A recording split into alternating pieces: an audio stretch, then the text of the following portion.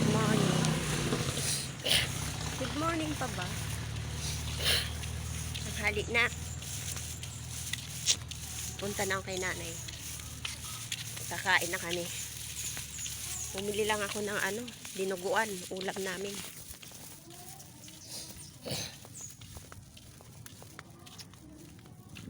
Nako. Eto. May kwento ako, guys. Pinawithdraw niya ako ngayon. Nagalit. Kasi ba't daw ako nag-withdraw ng 8K. Ayaw niya mag-withdraw ako ng 8K. Samantalang lagi siyang nawawalan ng pera. Kasi pag mag-withdraw lang ako ng 5K, sasahod niya pa sa akin 2.5. Di wala na.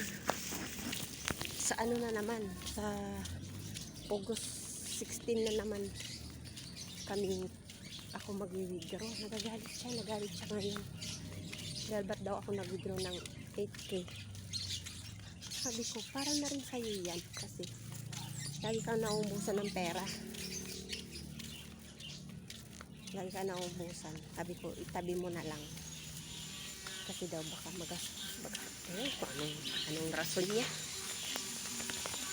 Teka lang. Tara ko. Dinuguan. Ulam. Sasain muna ako. Wala akong sinain.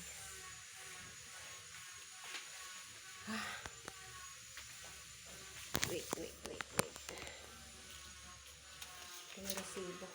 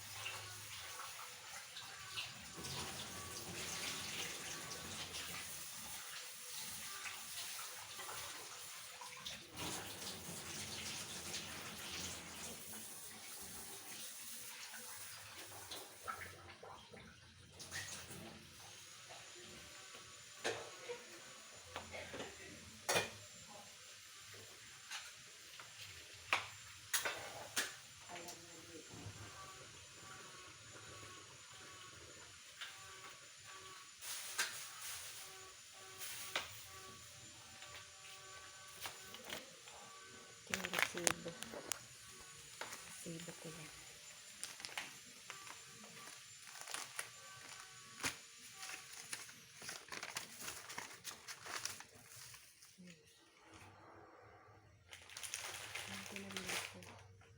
Namili ko kanina.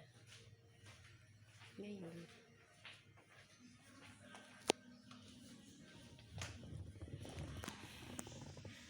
nagalit siya. Daw ako nag-withdraw ng 8K. Kasi 8K. May 10 kasi ang pera niya sa ATM. Pension yun ng asawa niya. Ngayon, siyempre, nag-withdraw na ako ng 8K kasi bibili pa ng gamot, diaper, tapos kung ano-ano pang pinapabili niya. Nagalit. Ba't ako nag-withdraw ng 8K? Sabi ko na, okay lang yan. Kasi sa katapusan, hindi na tayo mag-withdraw, yan na yun. Ipirin mo na lang yung pera mo kasi isasahod mo pa sa akin ng 2.5 dyan.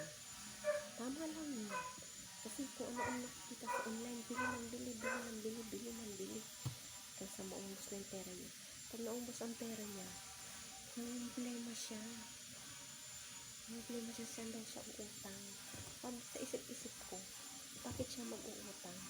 May pera siya sa mga ATM niya. May natitirang mga pera. May 3K, mga ganyan, 4K natitira. Dalawa kasi yan sa kanya at sa asawa niya.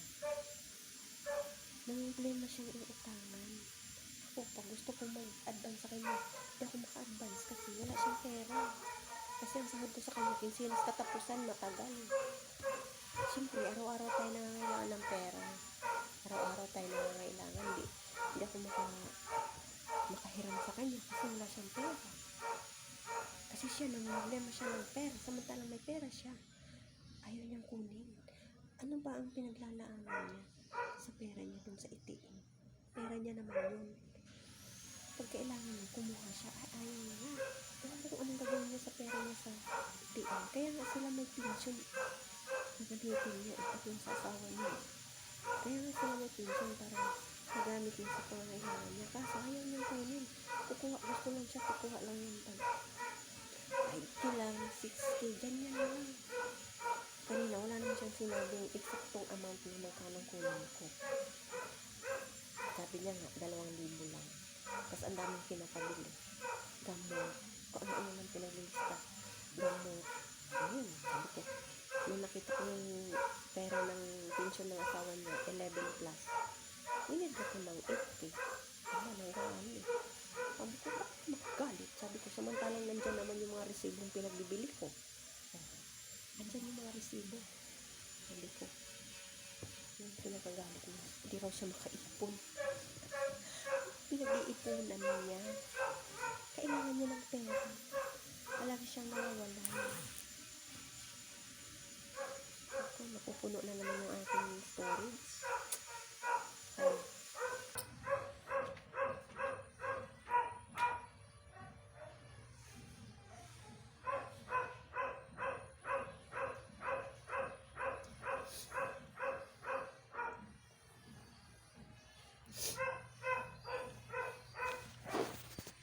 Tapos binili ko siyang mga prutas.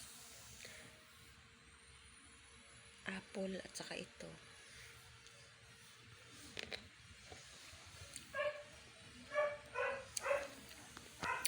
Ewan ko ba? Matanda na yan.